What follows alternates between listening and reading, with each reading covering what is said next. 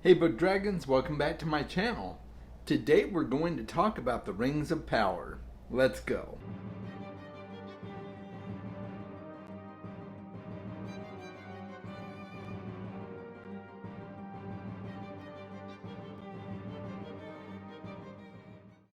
Thank you to my patrons. I really appreciate all you do to support the channel.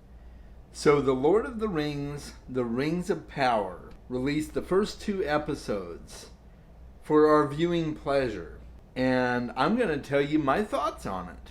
Make sure that you are liking the video if you enjoy it. Make sure you subscribe to my channel if you don't want to miss my content. And now let's get right to my thoughts on the Rings of Power. So the source material for the show is largely pulled from the appendices of Lord of the Rings.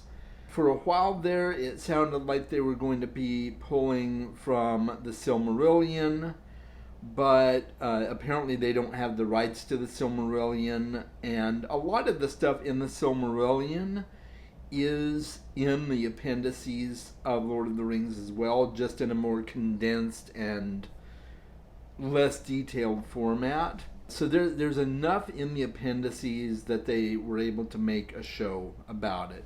And this takes place during the Second Age of Middle-earth. I very much liked the first 2 episodes.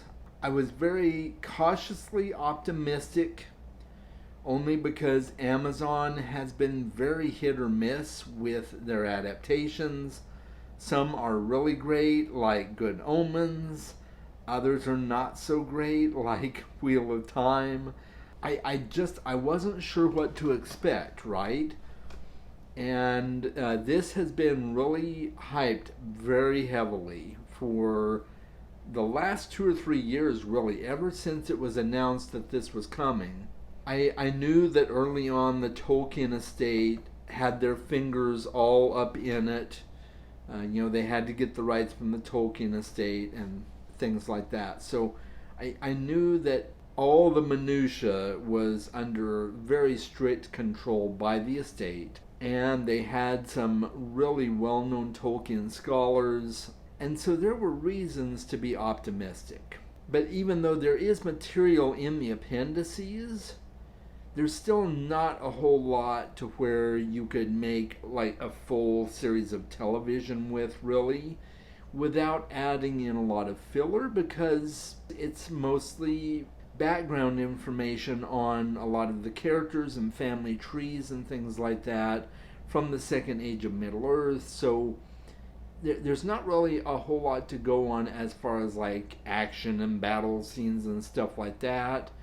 At least there's no showing of that. It's more telling about it. It's, naming certain battles that took place and things like that. So I have to say I am very, very impressed with what I've seen so far. It feels very Middle-earthy.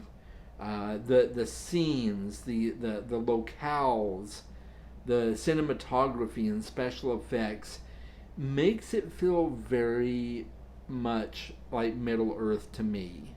And I can't help but compare it a little bit to the Lord of the Rings movies. A lot of the scenes feel familiar in that way, even though it doesn't take place in a lot of the same locations, but it just feels reminiscent of the things that you got in Lord of the Rings movies. So I do like that part of it. I think they've done a really good job of making you feel like you really are in Middle-earth. You do have the ancestors of hobbits, for instance, even though hobbits aren't really talked about per se. You do know that hobbits obviously probably existed at the time, so it just makes sense to have them in there. And it's the Harfoots, so they're kind of like the precursors to the hobbits that we know and love from The Hobbit and The Lord of the Rings. And I do want to warn you that some things that I'm going to talk about are very, very light spoilers. It's not going to give away any of the major plots of the story. I'm not going to do anything like that, but I am going to probably name drop some familiar characters, so if you haven't read the books or watched the movies to really know who they are, you might just want to be forewarned on that. Galadriel is one of those. She is actually really the main character of this story, or at least for the first couple of episodes, she's really one of the main focal point characters. You do have another familiar character that pops up, and that is Elrond. He is a herald in this particular story, so he's younger. He hasn't attained the status of Lord yet in the Elven community. And of course, he does not reside at Rivendell at this point. He resides in a different place in Middle-earth. You do have a lot of dwarves, one of which is Durin, who is an ancestor of Gimli from the Lord of the Rings. So they do live in Khazad-dûm, which later comes to be known as Moria. So you've got a lot of familiar characters and places, and then you've got some new characters that have been brought in for the show. Even Galadriel really has an expanded role. She's not nearly as front and center as the show probably makes her out to be, although it's logical that she could have been. As I said before, there's not a ton of material in the appendices specifically talking about Galadriel, so we're kind of getting a backstory on Galadriel that has been embellished upon. And that's okay. For a story like this, you have to add things in, so it's fine. But I'll tell you what, I think that they have done a really great job staying true to the core of the characters and what they're like and what their desires are. I think they've done a really good job establishing that. There is a mysterious stranger that falls from the heavens that we still don't know his identity yet. I definitely have my theories, but we don't know that yet. So it could be a character that we know and love from the stories, and it might be somebody completely new that technically exists in the expanded mythos, like in the Silmarillion and stuff like that, or is mentioned in the appendices, but we just don't know at this point.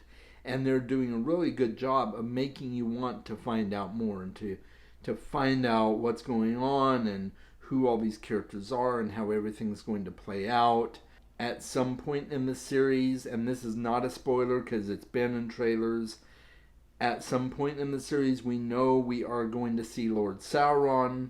There's a mysterious character that has shown up in trailers that I don't personally know a whole lot about, but I think might be in league with Sauron in one form or another, so that remains to be seen. There's a lot of potential for this show. The political intrigue is fantastic. The relationships are really well thought out, and the interactions between the races and within the races is just really well played out. I felt like I was coming back to an old friend, because I'm a huge fan of the movies, and I love The Lord of the Rings and The Hobbit, and I felt like I was really coming home to Middle-earth. I feel very good with where this is going, and these are just my initial thoughts. I am not going to do a week-by-week review of the show. At least that's not my plan. If that's something you really want to see from me, I might consider it if I feel like there's enough to go into a weekly review. Right now, I just don't know if there will be, because it's being fed to us very piecemeal. It is a slow burn, so we're not getting a ton in every episode that you could maybe fill a whole video with, but maybe. The plan right now for me is I'm going to finish the series, and then after the series is over, I'll go back and do a series review.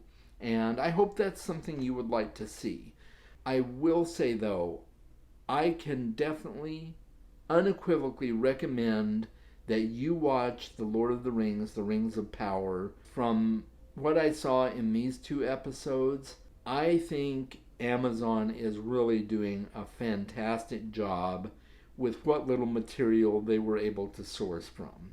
And so, yeah, that's it, guys, from me on The Rings of Power. Let me know in the comments, have you watched it? What are your thoughts on it? Just initially, try to keep it spoiler free for those who haven't watched the show yet. I will pin a comment in the comments below where you can talk spoilers, so look for that. Until next time, guys, make sure you're reading more books. I'll talk to you soon.